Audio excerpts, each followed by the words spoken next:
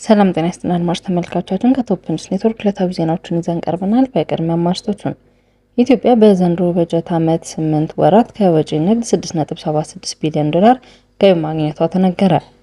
የሆርሙዝ ሰርጥ መዘጋት በኢትዮጵያ የነዳጅ አቅርቦት ላይ ያስከተለው ተጽዕኖ በተመለከተ ማብራሪያ ተሰጠ። ኢትዮጵያ የአበባ ምርቷን ከቀረጥ ነፃ ወደ ቻይና ገበያ ልትልክ እንደሆነ ተሰምቷል። ኤጀንሲዎች በአመት 50 ሰዎችን ወደ ውጭ ሀገራት ካላኩ የንግድ ፍቃዳቸው እንደሚሰረዝ የስራና ክህሎት ሚኒስቴር አስታወቀ። የተባበሩት አረብ ኤምሬትስ የሆርሙዝ ወሽመጥን ለመክፈት በአሜሪካ ትራምፕ የሚመራውን ዘመቻ ለመቀላቀል እየተዘጋጀች ነው። ኢትዮጵያ በዘንድሮ በጀት ዓመት 8 ወራት ከወጪ ንግድ $6.76 ቢሊዮን ገቢ ማግኘቷን የንግድና ቀጠናዊ ትስስር ሚኒስቴር አስታወቀ። ይህ የገንዘብ መጠን ካለፈው ዓመት ተመሳሳይ ወቅት ጋር ሲነጻጸር ከ$2.4 ቢሊዮን በላይ እድገት ያለው መሆኑን ሚኒስቴሩ ገልጿል። ሚኒስቴር መስሪያ ቤቱ ይህን የገለጸው መጋቢት 23 2018 የ8 ወራት የስራ አፈጻጸም ሪፖርቱን ለሕዝብ ተወካዮች ምክር ቤት የንግድና ቱሪዝም ጉዳዮች ቋሚ ኮሚቴ ባቀረበበት ወቅት ነው። የንግድና ቀጠናዊ ትስስር ሚኒስቴር ዶክተር ካሳሁን ጎፌ በዚሁ ስብሰባ ላይ የዘንድሮ 8 ወራት ገቢ በኢትዮጵያ ታሪክ ተገኝቶ የማይታወቅ መሆኑን ተናግረዋል። ሆኖም የፓርላማ ቋሚ ኮሚቴ 8 ወራቱ የውጭ ንግድ አፈጻጸም በ2018 ይደረስበታል ተብሎ ከታቀደው የ3 ዓመቱ የመካከለኛው ዘመን እቅድ አንጻር ሲታይ ዝቅተኛ የሆነበት ምክንያት ማብራሪያ እንዲሰጥበት ጠይቋል። ሚኒስቴር መስሪያ ቤቱ ክትትል የሚያደርግባቸው የቅባት እህሎች፣ የጥራጥሬ ሰብሎችና የእንስሳት መኖ የወጪ ንግድ አፈጻጸም ከባለፈው ዓመት ተመሳሳይ ወቅት ጋር ሲነጻጸር ዝቅ ያለበት ምክንያት እንዲቀለጽ ቋሚ ኮሚቴው በተመሳሳይ ጥያቄ አቅርቧል። የንግድና ቀጠናዊ ትስስር ሚኒስቴር ዶክተር ካሳሁን ጎፌ ረቡዕ መጋቢት 23 2018 የሚኒስቴር መስሪያ ቤታቸውን የ8 ወራት አፈጻጸም ሪፖርት ለፓርላማ ባቀረቡበት ወቅት የሆርሙዝ ሰርጥ መዘጋት በኢትዮጵያ የነዳጅ አቅርቦት ላይ ያስከተለውን ተጽዕኖ በተመለከተ ማብራሪያ ተሰጥቷል። ሚኒስቴሩ ችግሩ በሰርጡ መዘጋት ብቻ የተገደበ እንዳልሆነ ገልጸው አምራች ሀገራት በጦርነቱና ቀውስ ውስጥ በመሆናቸው የነዳጅ የማምረት ስራ መቆሙንና የማጣራት ስራ በእጅጉ ማሽቆልቆሉን ገልጸዋል። ይህ ሁኔታ የዓለምን ነዳጅ ዋጋ በአንድ ጊዜ በ3 እጥፍ እንዲያሻቅብ ማድረጉን አመላክተዋል።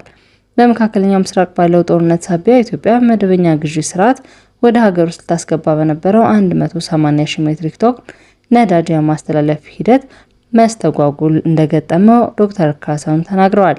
የቤንዚን አቅርቦት ከ80 እስከ 100% እየተሸፈነ መሆኑ እጥረት እንደሌለ የገለጹት የንግድና ቀጠናዊ ትስስር ሚኒስቴሩ በነጭ ናፍጣና በአውሮፕላን ነዳጅ ላይ ግን አቅርቦት በሚፈለገው ልክ መሆን እንዳልቻለ አስረድተዋል። በነጭ ናፍጣና በአውሮፕላን ነዳጅ ላይ 50% አቅርቦት ለማረጋገጥ ጥረት መደረጉን ዶክተር ካሳሁን ጠቁመዋል። የነዳጅ አቅርቦቱ እንዴት መቀዳደም መኖር እንዳለበት ልዩ ውሳኔ መተላለፉና ይህንን ክትትል የሚያደርጉ የሁኔታዎች ልዩ መከታተያ ክፍል መቋቋሙን አብራርተዋል። ኢትዮጵያ የአበባ ምርቷን ከቀረጥ ነፃ ወደ ቻይና ገበያ ልትልክ እንደሆነ ተሰምቷል። ኢትዮጵያ የአበባ ምርቷን በዜሮ ታሪፍ ወይም ያለ ቀረጥ ወደ ቻይና ለመላክ የሚያስችላትን ቅድመ ዝግጅት ማጠናቀቋን የኢትዮጵያ ሆርቲካልቸራል አምራቾችና ላኪዎች ማህበር አስታውቋል። የማህበሩ ዋና ዳይሬክተር አቶ ቴድሮስ ዘውዱ የቻይና መንግስት 53 የአፍሪካ ሀገራት ምርቶቻቸውን በዜሮ ታሪፍ ወደ ሀገሪቱ እንዲያስገቡ መፍቀዱን ለኢትዮጵያ ትልቅ የገበያ ዕድል ይፈጥራል ሲሉ ተናግረዋል። በተለይም የኢትዮጵያ አየር መንገድ ወደ ቻይና የተለያዩ ከተሞች በሳምንት ከ40 በላይ በረራዎች የሚያደርግ መሆኑ ለዘርፉ ለሎጂስቲክስ አቅርቦት ምቹ ሁኔታ እንደፈጠረ ገልጸዋል። ኢትዮጵያ የአበባ የአትክልትና ፍራፍሬ ምርቶቿን በአሁኑ ወቅት ወደ አውሮፓ፣ መካከለኛው ምስራቅ፣ ሰሜን አሜሪካና ሩቅ ምስራቅ ሀገራት በመላክ ላይ ትገኛለች ተብሏል። የሎጂስቲክስ አቅርቦት በተመቻቸላቸው ሀገራት ምርቶችን በስፋት በማቅረብ አስፈላጊውን የውጭ ምንዛሬ እያገኘች መሆኑን የጠቀሱት አቶ ቴድሮስ የቻይና ገበያ መከፈት ለዘርፉ ተጨማሪ አቅም እንደሚሆን አመላክተዋል። ከቻይና በተጨማሪ እንግሊዝ ከኢትዮጵያ ወደ ሀገሯ ለሚገባው የአበባ ምርት ጥላ የነበረውን 8% ግብር በአንድ ዓመት በፊት ሙሉ በሙሉ ማንሳቷን ዋና ዳይሬክተሩ አስታውቀዋል። በተጠናቀቀው 2017 በጀት ዓመት ብቻ ኢትዮጵያ ወደ ውጭ ከላከቻቸው የአበባና የአትክልት እንዲሁም የፍራፍሬ ምርቶች ከ$564 ሚሊዮን በላይ ገቢ ማግኘቷ ይታወሳል። አሁን የተገኘው የቻይና ገበያ ዕድል የሀገሪቱን የውጭ ምንዛሬ ግኝት ይበልጥ እንደሚያሳድገው ይጠበቃል። ኤጀንሲዎች በአመት 50 ሰዎችን ወደ ውጭ ሀገራት ካላኩ የንግድ ፍቃዳቸው እንደሚሰረዝ የስራና ክህሎት ሚኒስቴር አስታወቀ። አዲሱ የውጭ ሀገራት የስራ ስምሪት አዋጅ ቁጥር 1389/2018 በርካታ የአሰራር ማሻሻያዎች ማድረጉን ከስራና ክህሎት ሚኒስቴር አስታውቋል። የስራና ክህሎት ሚኒስቴር የውጭ ሀገራት ስራ ስምሪት ስራ አስፈጻሚ ኤርሚያስ ተክሉ ኤጀንሲዎች ፈቃድ ወስደው ህጋዊ የስራ ስምሪቱን ወደ ጎን በማለት ሌሎች ስራዎችን የሚሰሩ በመሆኑ በተሻሻለው አዋጅ በአመት ቢያንስ 50 ዜጎችን ወደ ውጭ ሀገር መላክ ይጠበቅባቸዋል ሲሉ ገልጸዋል።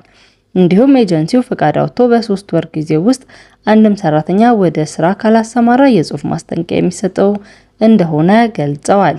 በአዋጁ ማሻሻያ ከተደረገባቸው ጉዳዮች መካከል የኤጀንሲው ፈቃድ፣ የኤጀንሲዎችን ደረጃ፣ የኤጀንሲዎች ወኪል ላይ የሚወሰዱ እርምጃዎችና ሌሎችም ማሻሻያዎች መደረጋቸውን አንስተዋል። ኤጀንሲዎች ከሚኒስቴር መስሪያ ቤቱ እውቅና ውጪ ከመዳረሻ ሀገራት ጋር ስምምነትና የኮሚሽን ድርድር ማድረግ የሚከለክል መሆኑን ገልጸው ክልከላው ተላልፎ የተገኘ ኤጀንሲ ፈቃዱ እንዲሰረዝና ድርድሩም ተቀባይነት የማይኖረው መሆኑን ገልጸዋል። በሚያሰማሩት የሰው ኃይል ሀብት ብዛት፣ ክህሎትና የሙያ ዘርፍ መነሻ ካፒታል እንዲሁም ተያያዥ መስፈርቶችን ከግምት በማስገባት ከአንደኛ ደረጃ $280,000 እስከ አራተኛ ደረጃ $100,000 እንደሚያስፈልጋቸው አንስተዋል። እንዲሁም በቀደመው አዋጅ ዜጎች ላይ ለሚደርሱ ጥፋት ተጠያቂ የሚሆነው የሀገር ውስጥ ኤጀንሲ እንደነበር አስታውሰው አሁን በመዳረሻ ሀገራት የሚገኘው የኤጀንሲው በኩል መጠየቅ የሚያስችሏቸውን መልኩ ተሻሽሏል ብለዋል። በዚህም አቤቱታ የቀረበበት አሰሪ ወይም የኤጀንሲ ወኪል ከኢትዮጵያ ሰራተኛን መቅጠር እንዳይችል በሰራተኛው ላይ የደረሰው ጉዳት ተመሳሳይ ካሳ እንዲከፍልና በርካታ ሁለትዮሽ ስምምነቶች መሰረት የህግ ጠያቂነት እንዲኖር ሚኒስቴር መስሪያ ቤቱ ይሰራል ሲሉ ገልጸዋል። የተባበሩት አረብ ኤምሬትስ የሆርሙዝ ወሽመጥ ለመክፈት በአሜሪካ ትራምፕ የሚመራው ዘመቻ ለመቀላቀል እየተዘጋጀች ነው። የተባበሩት አረብ ኤምሬትስ በመካከለኛው ምስራቅ እየጨመረ የመጣውን ውጥረትና በዓለም አቀፍ የኢነርጂ አቅርቦት ላይ የተጋረጠውን መስተጓጎል ተከትሎ የሆርሙዝ ወሽመጥን በኃይል በመክፈት አሜሪካ የምታደርገውን ወታደራዊ ዘመቻ ለመቀላቀል ዝግጅት እያደረገች መሆኑ ሰምቷል። በአቡዳቢ የሚገኙ የዲፕሎማቲክ ምንጮች ለዎል ስትሪት ጆርናል እንደገለጹት የኤምሬትስ ባለስልጣናት መደበኛውን የዓለም የነዳጅ ንግድ 1/5 ድርሻ የሚያስተናግደውና እጅግ ወሳኝ የኢነርጂ መተላለፊያ ተደርጎ የሚቆጠረው የውሃ መስመር ደህንነትን ለማስጠበቅ በሚደረገው ዘመቻ ላይ ጦራቸውን ለማሰማራት አማራጮችን እያጠኑ ነው። ጋዜጣው የሀገሪቱ ባለስልጣናትን ዋቢ አድርጎ እንደዘገበው ኤምሬትስ በግጭቱ ስለምታደርገው ወታደራዊ ተሳትፎ ዓለም አቀፍ ሕጋዊ እውቅናን ለማግኘት ከተባበሩት መንግስታት ድርጅት የጸጥታው ምክር ቤት ውሳኔ እንዲያልፍ ግፊት እያደረገች ነው። ይህ እርምጃ ከተጋረጠው በኢራን ይፈጸማሉ የተባሉ የሚሳኤልና የድሮን ጥቃቶች በባህረ ሰላጤው ላይ የደህንነት ስጋት በፈጠሩበት በዚህ ወቅት የተባበሩት አረብ ኤምሬትስን በኦፕሬሽኑ ውስጥ በይፋ የምትሳተፍ የመጀመሪያዋ የባህረ ሰላጤው ሀገር ያደርጋታል። አድማጭ ተመልካቾቻችን ከቶፕ ኒውስ ኔትወርክ ለዕለቱ ያዝናቸው ዜናዎች እነዚህ ነበሩ። መልካም ቆይታ።